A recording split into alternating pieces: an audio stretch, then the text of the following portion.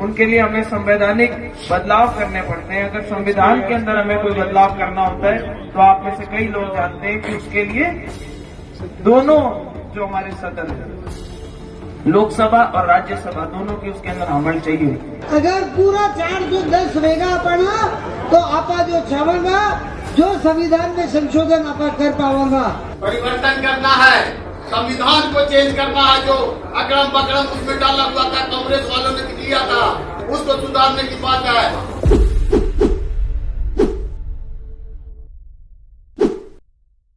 लोकसभा चुनाव 2024 में बीजेपी का नारा है अब की बार 400 पार, यानी पीएम मोदी ने बीजेपी को 400 सीटें जीतने का टारगेट रखा है। लेकिन 400 क्यों? आखिर 400 सीटें बीजेपी के लिए इतनी अहम क्यों हैं? राजनीतिक गलियारों में ऐसी चर्चाएं चल रही हैं कि 400 सीट जीतने के बाद बीजेपी संविधान में बदलाव करेगी। तो आज हम इस वीडियो में इन चर्चाओं पर बात करेंगे। मैं हूं सार्थक नायक और आप देख रहे हैं खबर विभाग। क्या मोदी सरकार सच में संविधान में बड़े बदलाव करेगी? कुछ समय पहले बीजेपी के 2 दिग्गज नेताओं के बयान भी इस तरफ इशारा करते हैं। 5 फरवरी 2024 को लोकसभा में पीएम मोदी ने कहा कि हमारा तीसरा कार्यकाल अगले 1000 सालों के लिए मजबूत नींव रखने का काम करेगा। वहीं 10 मार्च 2024 को बीजेपी सांसद और पूर्व केंद्रीय मंत्री अनंत हेगड़े ने कहा कि संविधान संशोधन करने और कांग्रेस द्वारा इसमें की गई विकृतियां हटाने के लिए 2/3 बहुमत चाहिए। हाल ही में कई भाजपाई नेताओं के वीडियो वायरल हो रहे हैं जिसमें वह कहते दिख रहे हैं कि अगर बीजेपी 400 पार जाती है तो बीजेपी संविधान बदल देगी और संविधान बदलने के लिए उन्हें प्रचंड बहुमत की आवश्यकता है। राजस्थान के नागौर से चुनाव लड़ रही बीजेपी प्रत्याशी ज्योति मिर्धा का अभी एक वीडियो वायरल हुआ है जिसमें वह कहती हैं कि संविधान बदलने के लिए हमें दोनों सदनों में प्रचंड बहुमत चाहिए।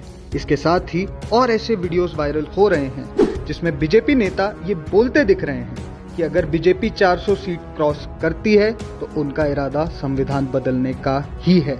अगर बीजेपी का यही इरादा है तो क्या बीजेपी बाबा साहेब के संविधान को बदल देगी? आखिर क्यों बदल देगी? आखिर ऐसी क्या आफत आ पड़ी कि बीजेपी जिस संविधान पर हाथ रखकर शपथ लेती है उसे ही बदलना चाहती है?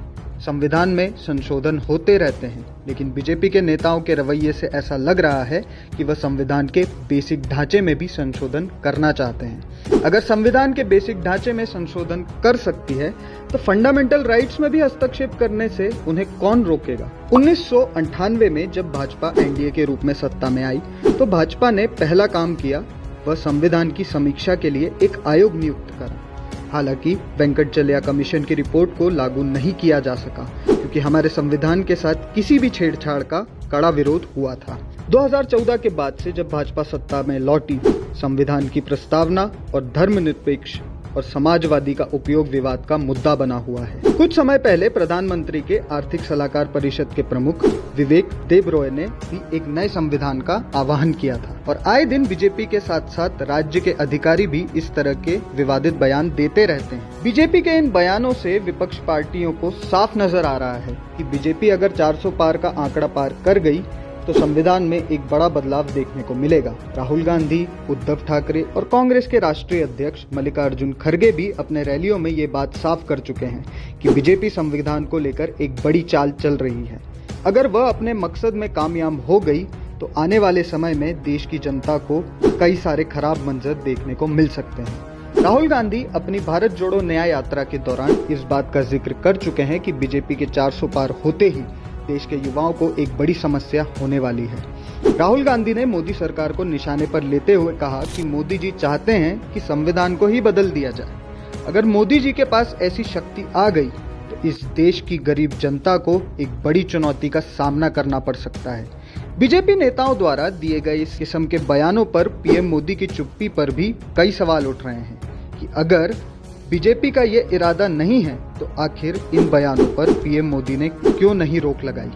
आपको बता दें कि अगर कोई पार्टी बहुमत है तो संविधान में संशोधन कर सकती है, वह भी राष्ट्रपति की मंजूरी से। लेकिन अगर संविधान को बदलने की बात हो तो पार्टी को 2/3 बहुमत हासिल करना होता है। इसलिए बीजेपी ने इस लोकसभा चुनाव में 400 पार का नारा देकर एक बड़े बदलाव की ओर इशारा कर दिया है। विपक्षी पार्टियों का ये मानना है कि बीजेपी अगर सच में 400 पार का आंकड़ा पार कर जाती है तो वह बड़े निर्णय लेने में भी सक्षम हो जाएगी और जनता को न चाहते हुए भी उनके इशारों और नियमों का पालन करना होगा। इन बयानबाजियों के दौरान आपको क्या लगता है? क्या विपक्षी पार्टियों के आरोप सही साबित होंगे?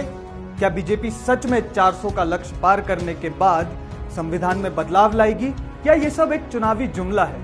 हमें कमेंट्स में जरूर बताएं और इस वीडियो को लाइक करें, शेयर करें और हमारे चैनल को सब्सक्राइब करें।